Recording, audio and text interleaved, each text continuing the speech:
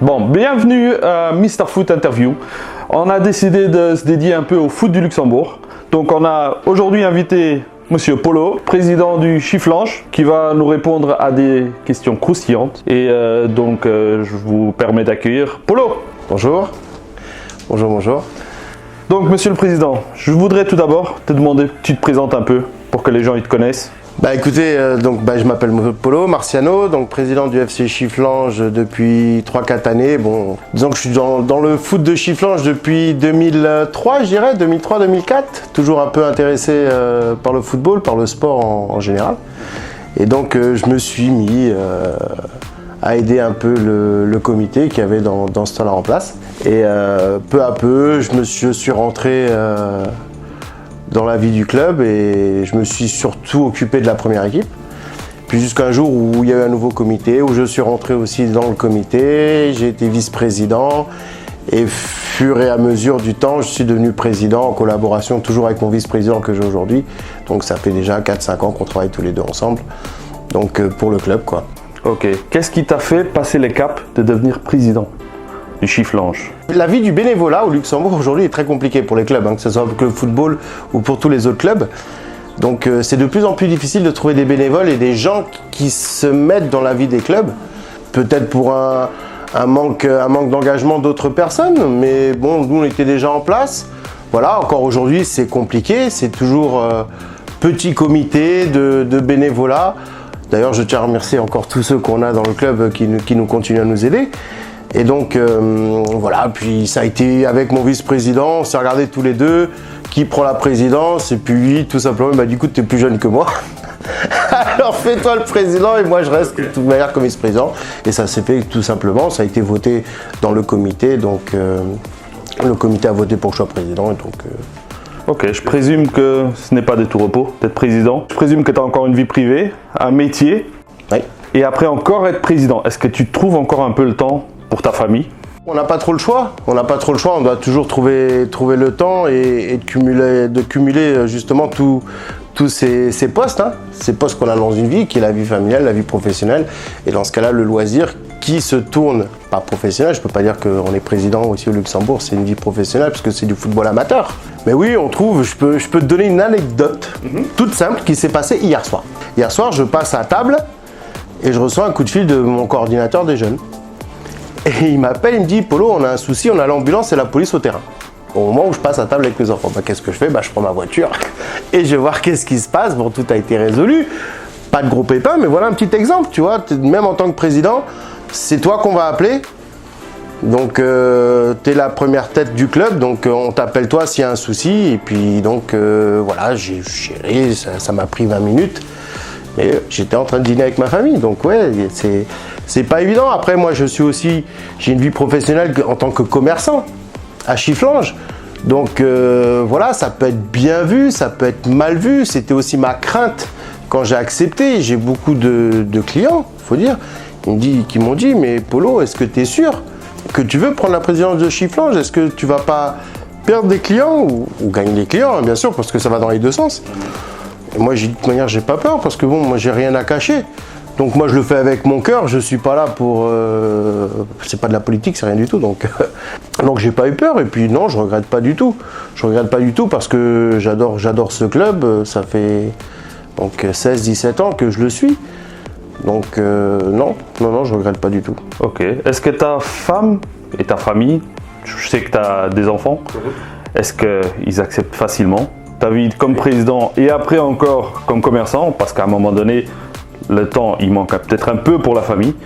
Mais est-ce qu'ils sont très conciliants? Est-ce qu'ils sont peut-être même actifs dans le club avec? Ma femme donne beaucoup ses opinions, même ma fille. Des fois, j'ai des problèmes avec des jeunes de 14-15 ans. Je sais que ma fille les connaît. Et c'est vrai que je lui demande, mais est-ce que tu connais quel joueur? Oui, est-ce que tu pourrais lui parler? Parce que je sais où ça se passe mal dans sa famille, il a des petits pépins, que nous on suit ça, on est obligé parce que j'ai des entraîneurs qui sont éducateurs. Donc c'est pas que chez les gamins, on peut pas dire que c'est des entraîneurs de foot, c'est plus des éducateurs, donc il y a un peu de tout. On doit leur apprendre le football, mais on doit aussi leur faire un suivi éducatif. Bien sûr, ma femme je demande conseil aussi beaucoup à ma femme. Okay. Des fois, qu'est-ce qu'on doit faire, qu'est-ce qu'on doit pas faire. En ce moment, avec le coronavirus, donc c'est encore pire. Mais sinon, ouais, non, ma famille, ma fille, non, elle me suit, elle s'intéresse, quoi. Il s'intéresse à la vie du club, ouais. Donc Polo, quelles sont les perspectives pour les prochaines années du club de Chifflange? On parle bien sûr après le coronavirus, quand tout sera un peu normalisé. Je présume que ça doit être la BGL.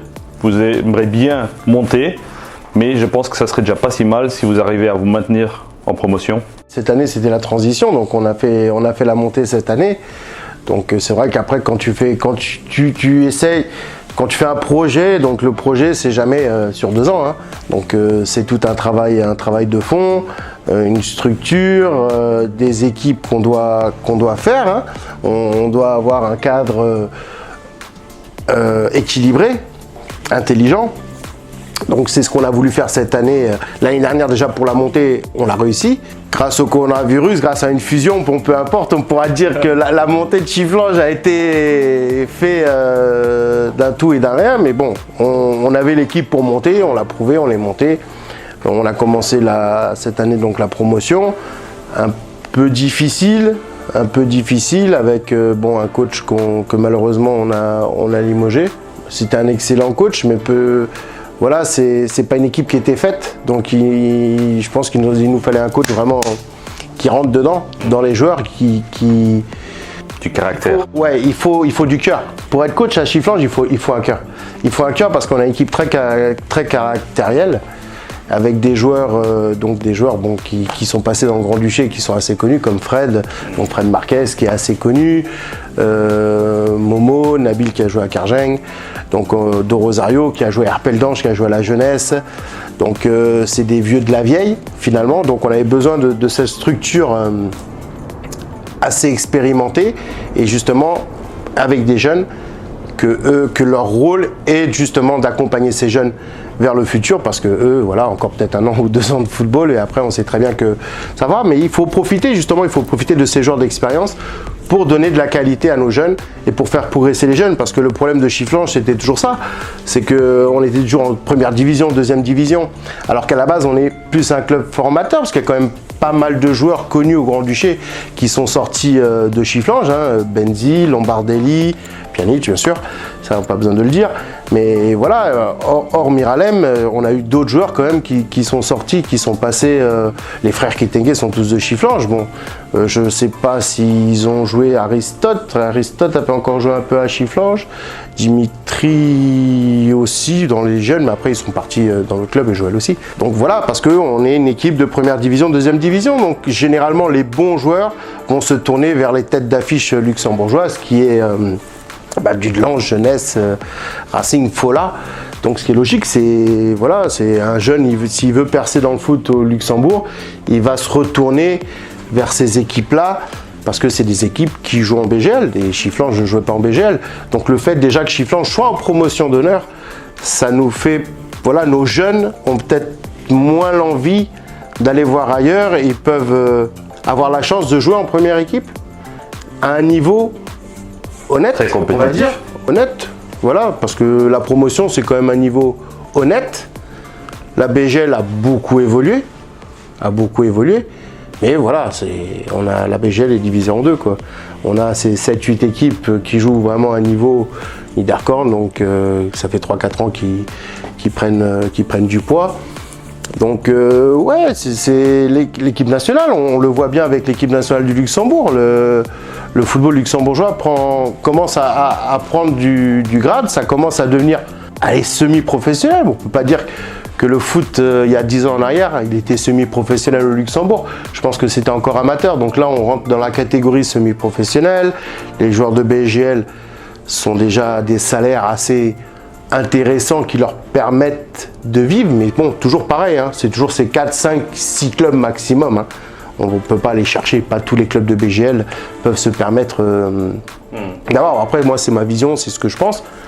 C'est ce que je vois, c'est ce que j'ai des personnes de contact dans les grands clubs et je sais un peu comment ça fonctionne. Mais nous, c'est très difficile pour nous, n'importe quelle équipe de promotion. Le fait de monter en BGL serait très compliqué. Maintenant, oui, le futur de Chifflange, pour répondre à ta question, ouais, je verrais bien. Allez, je me donne quand même 2-3 ans. Allez, 2 ans. Si je me donne 2 ans pour aller en BGL, si je suis encore là, hein. Ouais, 2 ans. Je verrais bien 2 ans, dans 2 ans, voilà, former ces jeunes, aller avec une équipe assez jeune, toujours avec une colonne vertébrale de joueurs expérimentés. Ce qui est le but du jeu en fait, de ce mix. Ce mix c'est pour faire une équipe compétitive, pour après monter en BGL, pas redescendre. Parce que l'objectif c'est d'aller en BGL. Pas pour être champion du Luxembourg, il faudrait un miracle. Mais un miracle, bon, tous les miracles sont possibles. Ok. Quand on parle de Chifflange, automatiquement on n'arrive pas à passer à côté. On entend toujours parler Pjanic. Ouais. Pjanic qui a été formé, étant très jeune, à Chifflange.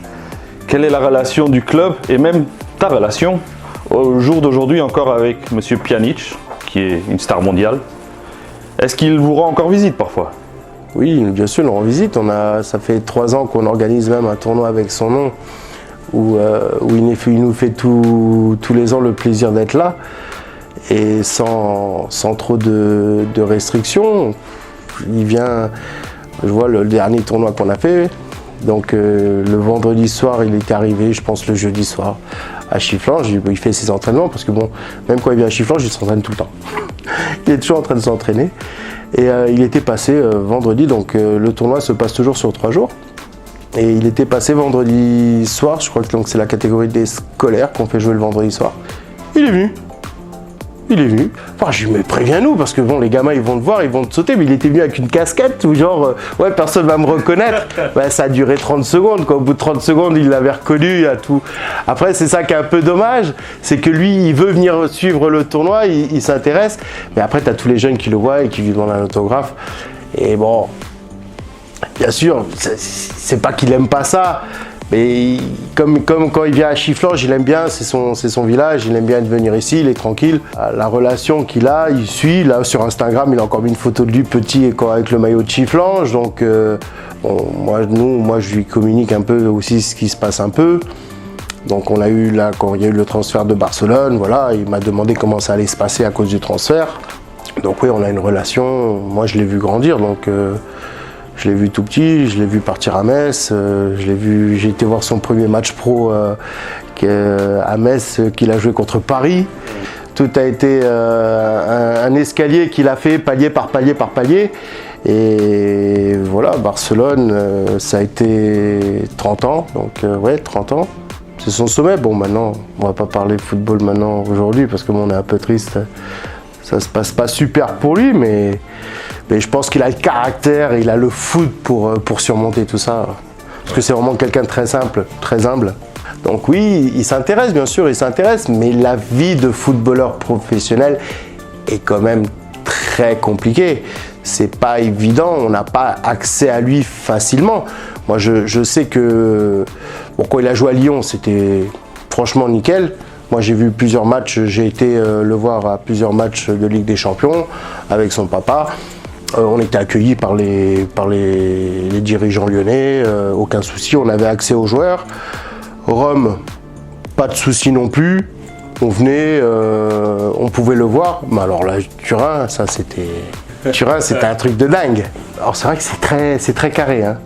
Turin, c'est vraiment très très carré. Barcelone, je peux pas te dire. Coronavirus, on n'a pas eu l'opportunité d'aller le voir. C'est un peu compliqué. Mais ouais, Turin, voilà. Donc c'est vrai que chaque club est différent. Donc pour la vie d'un professionnel. Donc c'est vrai que pour lui, c'est très compliqué. L'engagement déjà qu'il a envers les clubs en tant que professionnel, hein, c'est pas que lui. Je pense que tous les professionnels qui ont des engagements avec des clubs, voilà, tu dois quand même respecter. Hein. C'est pas un salaire minimum qu'on reçoit. Donc je pense qu'il y a des clauses dans le contrat que voilà, tu dois respecter. Bon, ça c'est la vie d'un professionnel. Donc on essaye. C'est vrai que lui-même, il essaye quand il peut.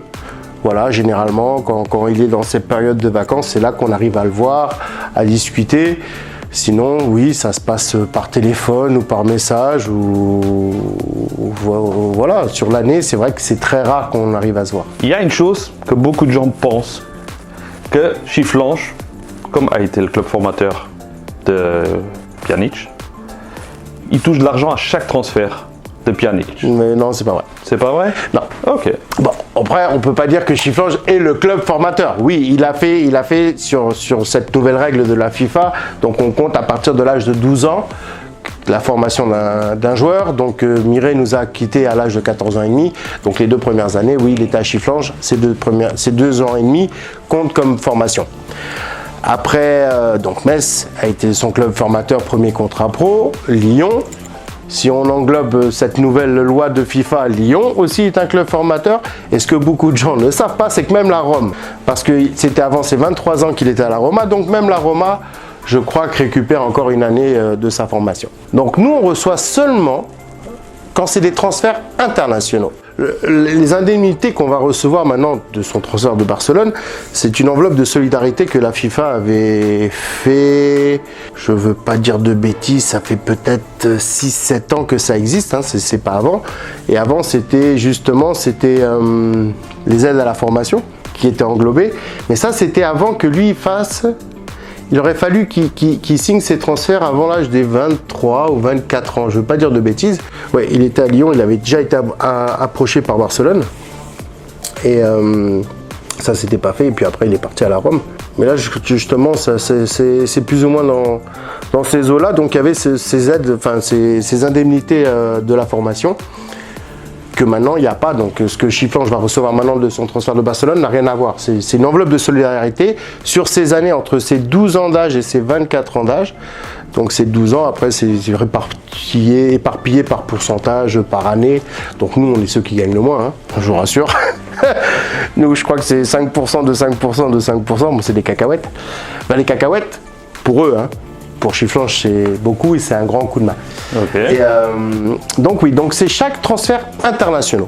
Donc ça veut dire que le transfert de Rome à Turin, nous on n'a rien reçu. Pour revenir à cette question, maintenant du transfert assez actuel encore, de Juve vers Barcelone, est-ce que je peux te demander combien est-ce que Chifflange a touché comme chèque? Oui. La totalité. Je peux te dire ce qu'on a reçu. Ok.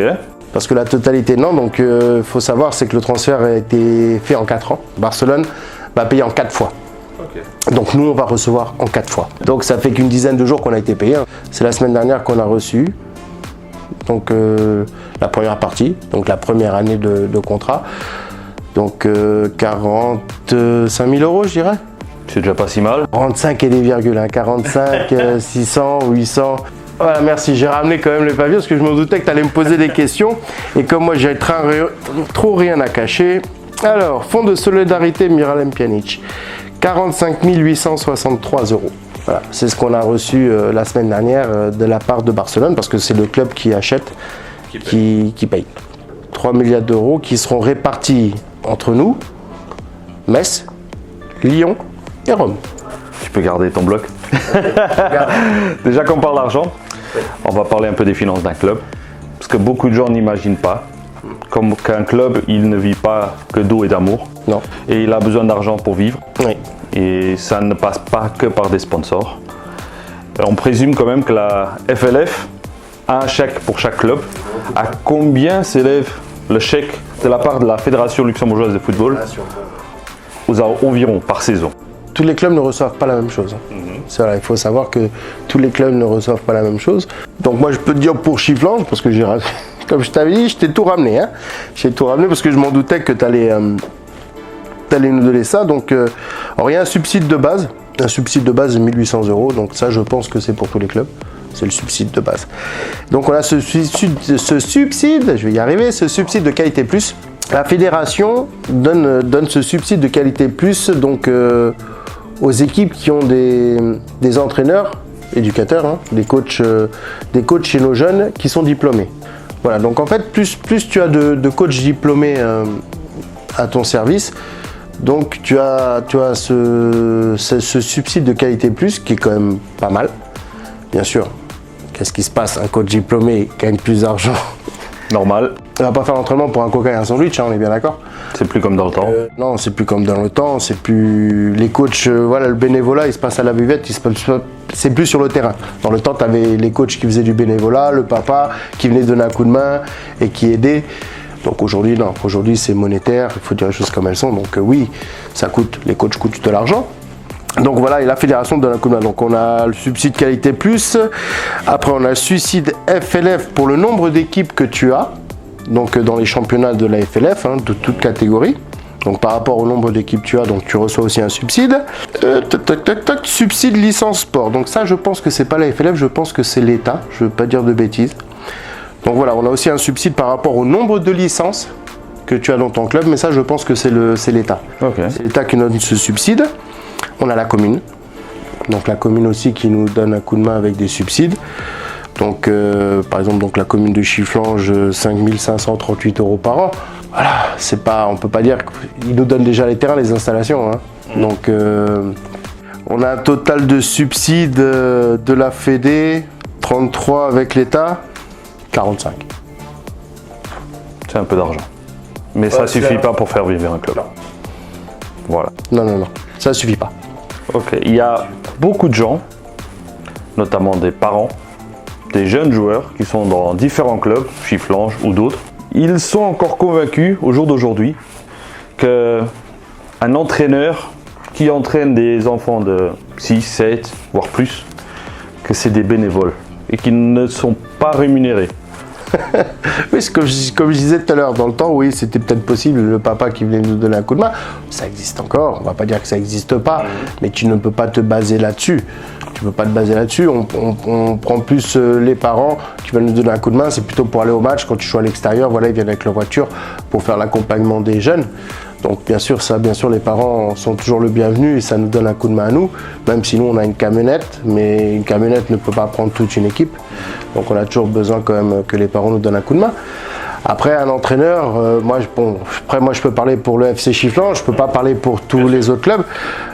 Nous notre salaire Bambini, hein, donc c'est vraiment des petits, c'est même pas apprendre à jouer au foot, hein, c'est vraiment pour taper dans la baballe, savoir que le ballon il est rond, tu vois. Et ça gagne dans les 200 € par mois. Quand même. Oui, c'est pas rien. Mais sur le nombre d'entraîneurs, ça fait déjà une petite somme mensuelle quand même. Oui, bon, après c'est par catégorie. Là, je te parle Bambini, c'est les plus petits. Donc nous, chez nous, voilà, le plus gros salaire qu'on a, c'est 450 €. Là, on est en train de parler de junior. Après, on a un entraîneur junior qui n'est pas gourmand. Donc voilà, lui il gagne 450 €. La plupart des entraîneurs tournent entre 450 et 350, à part les Bambini, oui, parce que c'est les plus petits et c'est pas de la formation, c'est vraiment leur apprendre que le ballon il est rond. C'est pas un championnat, c'est qu'il y a des matchs, mais c'est que des matchs amicaux, donc c'est pas reconnu par la FLF comme championnat, t'as pas un championnat de Bambini. Et après c'est la quantité de jeunes. Une équipe qui a 30 jeunes ne peut pas avoir un entraîneur. Donc là, il faut déjà avoir 2, voire 3.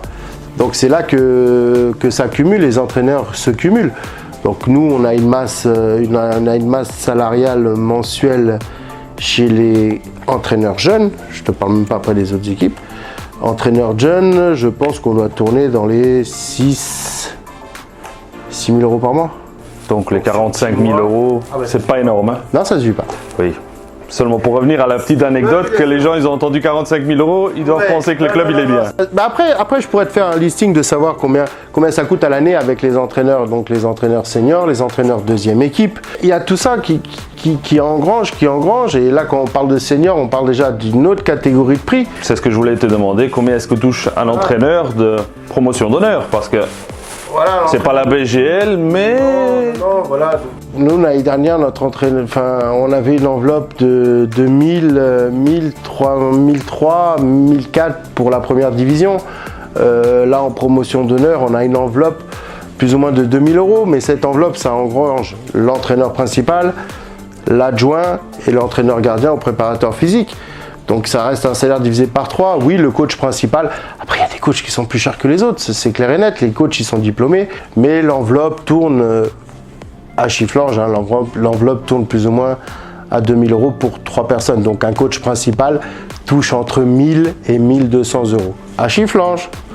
Bien sûr. Il faut toujours rester. C'est pas la globalité pour tous. Je vais pas parler pour les autres.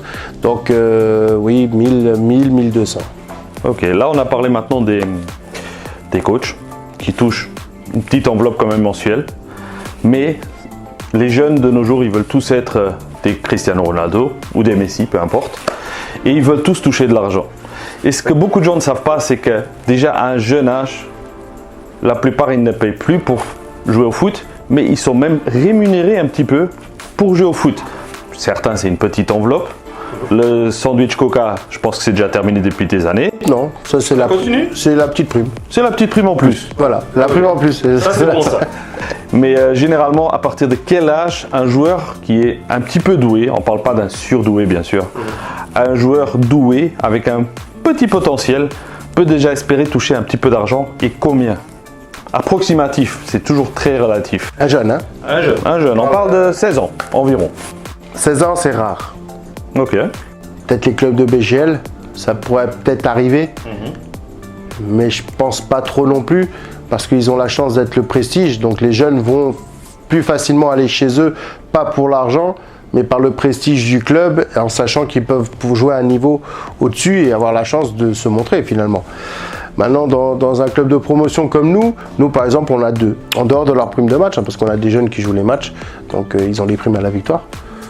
Donc ils reçoivent, mais pas un truc fixe, quelque chose, voilà, l'argent fixe, on leur dit, voilà, tu as tes entraînements, tu reçois tant par mois. C'est vrai que chez les jeunes, ça ne s'utilise pas trop, sauf si c'est vraiment un jeune que tu veux garder, que tu donnes de la valeur et que tu sais que ça peut être le futur pour ton club. Et il faut qu'ils viennent, voilà, il faut qu'ils viennent aussi de nos catégories. Donc un jeune qui a fait toutes les catégories chez nous, tu arrives à un point où tu dois quand même le remercier d'être là, d'être présent. Nous, on a le cas avec un jeune chez nous en première équipe où j'ai vu ses parents avec ma directrice Sophie, c'était avant Noël. Voilà, on a appelé les parents parce qu'il était encore mineur. On lui a dit, voilà, on veut quand même, votre fils, voilà, c'est quelqu'un vraiment de bien et qu'il est sérieux et on veut quand même donner valeur pour le travail qu'il fait. Donc, c'est rien, c'est 100 €. Hein. Voilà, c'est 100 €, donc c'est pas... C'est de l'argent de poche. Mais voilà, mais c'est plus pour donner. Après, moi, à tous mes jeunes, j'ai toujours dit, il faut donner quelque chose aux jeunes parce que justement, dans ce monde ici qui commence à devenir semi-professionnel, bien sûr, dans le temps, tu jouais pour ton coca et ton sandwich. Aujourd'hui, c'est plus le cas. C'est plus le cas. Après, nous, on essaye avec les peu de moyens qu'on a de valoriser les joueurs par leur niveau, par leur vécu. Et voilà, nous, on n'a pas un joueur qui gagne plus que les autres. Donc, on a parlé de valeur, on a parlé d'argent. Mais combien est-ce que coûte le club de Chifflange en moyenne par an? Par an. En moyenne. Allez, le budget annuel tournerait dans les 120 000 €. Ok, quand on entend parler que la fédération luxembourgeoise t'en donne 45. Donne 45, voilà. Comment tu fais pour amortir le reste de l'argent? Parce qu'il doit bien tomber de quelque part quand même. Bien sûr. Moi, je peux te donner, voilà, c'est un peu l'estimative qu'on avait fait. Donc, sur une année normale, hein, hors pandémie, hors ceci, hors cela, sur une année normale, donc, oui, on a des dépenses annuelles plus ou moins de 120 000 €, hors prime de match. Ok. Parce qu'après, il y a les primes à la victoire. Donc, les primes à la victoire, sur une moyenne de 100-120 € à la victoire sur 16 joueurs sur une feuille de match. Donc, on peut compter dans les 1700-1800. Qui se rajoute. Donc, si tu as 10 victoires, ça te fait déjà 18 000. Donc, voilà. Donc, les primes à la victoire, généralement, sont payées avec les entrées de match, les buvettes. Et quand tu vois que tu dois payer 300 € les arbitres, qui ne sont pas pris en charge par la fédération. Voilà, bon, si, c'est les subsides qu'on reçoit, mais bon, il faut quand même les payer, ces arbitres. Donc, ils viennent, il faut quand même les payer. Donc, ouais, t'as aussi ces frais-là. Donc, t'as les jeunes chez nous, donc, comme je t'ai dit, ça faisait plus ou moins, on tourne plus ou moins à 6 000 €, c'est sur 10 mois, plus ou moins les entraînements. Après, il y a les entraîneurs gardiens aussi, parce qu'on n'en a pas parlé, on a même un entraîneur gardien pour les jeunes, qui est notre gardien de la première équipe. Donc, c'est ça qui est bien, c'est qu'on essaie de faire la relation. On a, de la première équipe, on a un entraîneur Bambini. On a le gardien qui est entraîneur de gardien de toutes les catégories chez les jeunes, entraîneur scolaire. J'ai un junior qui aide chez les minimes, donc tu vois, même chez les juniors. Hein. J'ai un junior qui aide chez les minimes et on a quelques cadets qu'on prend avec pour les bambini. On en prend 3-4 et ils vont donner un coup de main. Donc c'est pas des joueurs, mais ça reste des joueurs plus grands. Mais ils vont s'occuper des 5 ans, des 6 ans. Et c'est bien pour les petits parce qu'ils voient des grands joueurs du club qui sont là et qui leur donnent un coup de main. Donc ça, on leur donne des petites participations, on leur donne des chèques cadeaux qu'ils peuvent utiliser à droite et à gauche. Donc ça, bon, c'est 1000 euros, c'est rien, c'est 1000 euros un peu pour éparpiller pour tout le monde. Mais tout ça, on en revient quand même pour les jeunes. Je pense qu'on arrive à 65 000 euros que les jeunes nous coûtent. Donc de là, un club a besoin de sponsors. Oui. Surtout de la fédération. C'est un coup de pouce. C'est un gros pouce. Il devrait être mieux, mais il est pas mal. Voilà. Non, c'est la Mais un club de foot ne vit pas de bénéfices. Ça peut arriver si tu fais des gros tournois.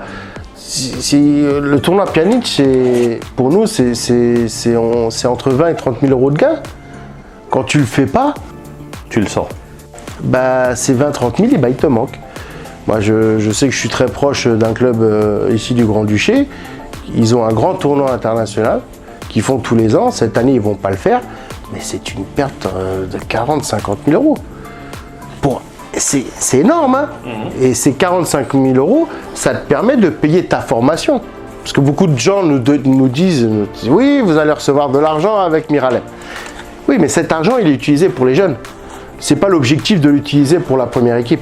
C'est de la formation. Donc, ce qu'on veut, c'est vraiment faites cette formation. Et moi, c'est une guerre que j'ai un peu avec tout le monde. Parce que moi, je dis toujours, je vois des parents qui pleurent tout le temps pour 150 euros de cotisation. Non mais sérieux, 150 euros par an sur 10 mois, ça fait 15 euros par mois. Il y a des parents qui ne comprennent pas pourquoi on doit payer 15 euros par mois pour que son gosse il joue au foot. Espérons qu'ils auront compris maintenant pourquoi il faut payer un petit peu. 15 euros par mois, c'est quand même pas une C'est fortune. rien. Pour le bonheur de ton gosse, 15 euros par mois, c'est rien. Il va au cinéma avec les pop-corn, il en a pour 30 euros. Certes, certes. C'est vrai que moi, je lutte beaucoup avec mon comité. Je leur dis, voilà, il faut peut-être augmenter ces cotisations parce qu'on a des frais. Nos entraîneurs nous coûtent de l'argent. Et un entraîneur pour 10 gosses, si 10 gosses payent 150 euros, ça fait 1500 euros que ces 10 enfants ont payé. Ces 1500 euros ne suffit pas pour payer l'entraîneur qui gagne 300, 350 ou 400. Donc il y a 3 mois, voilà, les cotisations ont payé 3 mois du salaire d'un entraîneur. Mais les 7 autres mois, c'est qui les paye? Oui, il y a la fédération qui nous donne un coup de main. Et après, voilà, il faut que les buvettes soient ouvertes, il faut fonctionner, il faut faire des tournois parce qu'il faut rentrer de l'argent justement pour payer tout ça. Non, on ne gagne pas de l'argent. On doit récupérer de l'argent pour pouvoir payer les dettes et les dépenses que le club a. Mais là on parle de promotion, moi je te parle de 120 000, bon, parce que là c'est pas le budget il est un peu plus grand bien sûr, parce qu'il y a encore des trucs à part, hein, des trucs hors football qui sont, mais je vois, encore une anecdote, c'était c'était Lyon, Real de Madrid, non, Real de Madrid-Lyon, quand Mireille justement a marqué contre le Real, on les a éliminés. Donc j'étais avec un président de club. J'avais été voir le match à Real avec un président de club ici du Grand-Duché, de BGL. Et on avait discuté un peu budget, parce que bon, moi j'étais vice-président dans ce temps-là, j'étais pas président, mais c'est vrai que je m'intéressais un peu à savoir combien était le budget d'un club de football ici au Grand-Duché. Et il m'a dit 250 ou 300 000, c'était le club avec le plus petit budget de BGL. Il était à 250 000, 300 000 euros. Donc on parle de Real Lyon, Mireille devait avoir donc ça doit faire 8 ans. 8-9 ans de ça. Sachant que ça a bien augmenté sûrement depuis. Exactement. Parce que nous, notre budget, il était à plus de 200 000 en première division. Et maintenant, on est en promotion. Donc le fait d'être en promotion, il n'y aurait pas la pandémie, certainement que ça aurait augmenté. Donc le foot luxembourgeois de toute manière a évolué. Donc tu as évolué, les prix augmentent, les choses augmentent. Un joueur de foot, ça ne gagne pas des cacahuètes, il ne vient pas jouer, hein, un joueur. Parce que tout à l'heure tu m'as posé des questions sur les entraîneurs et les gamins. Ben, on a des joueurs cadres qui gagnent de l'argent. Et nous, nos joueurs cadres, c'est pas des pros. Alors qu'on en revient à la discussion. Tu as 4-5 clubs de BGL, mais ils sont tous inscrits ils ont tous une fiche de salaire, les joueurs. C'est leur travail, c'est leur métier. Donc on est bien d'accord qu'ils ne jouent pas pour le salaire minimum. Hein. Donc voilà, ça a évolué. On commence à faire un football un peu plus professionnel, de meilleure qualité, si tu veux. Et donc la qualité du foot dans le pays s'améliore, mais il y a les dépenses qui vont avec. Donc on commence à devenir semi-professionnel. Aujourd'hui, je ne sais pas, Dudelange, c'est un budget de plus d'1 million d'euros, je crois. Je crois que c'est 2 millions, enfin des brouhabas que j'entends à droite et à gauche. Le Racing, je ne sais pas, le Racing, ils ont une école de football énorme. Je ne sais pas combien de gamins ils ont, mais ça ne doit pas être donné. Les frais qu'ils ont avec tous ces gamins, ça ne doit pas être donné. La Fola, bon, jeunesse, voilà, c'est ces gros clubs qu'on a ici au Grand-Duché, ça ne doit pas être des petits budgets. Et s'ils n'ont pas les sponsors, ben, il n'y a pas de miracle. Il n'y a pas de miracle, il n'y a aucun club qui arrive, même les clubs pro. Hein. Donc voilà, mais en tout cas, je te remercie. Je te remercie de m'avoir invité parce que bon, après, tu connais mon caractère. Tu sais que je suis quelqu'un qui parle assez librement, donc j'ai pas trop grand chose à cacher. Donc merci pour ton invitation. Merci d'être venu. Que tout se passe bien. L'idée est bonne, en tout cas l'idée est super bonne. J'espère qu'il y aura d'autres gens du foot luxembourgeois qui seraient intéressés à venir parler avec toi et de raconter un peu ce qui se passe ici au Grand-Duché. Voilà, les trucs parler sans tabou, c'est ça. J'aimerais bien que les gens y viennent et qu'ils puissent parler librement. Il ne faut pas avoir peur de parler. De toute manière, on n'est pas des criminels. Hein. On est là pour parler des choses comme elles sont et voilà. Petit mot de la fin, Messi, Ronaldo. Personnellement, Ouais. un c'est un génie et l'autre c'est un travailleur. Et tu préfères regarder lequel? Je veux la réponse. Non, sans discussion, le travailleur. Le travailleur? Cristiano Ronaldo? Oui. Ok. Je te remercie d'être venu, Polo. Merci beaucoup à toi. Merci d'avoir regardé. On se verra au prochain interview. Restez connectés.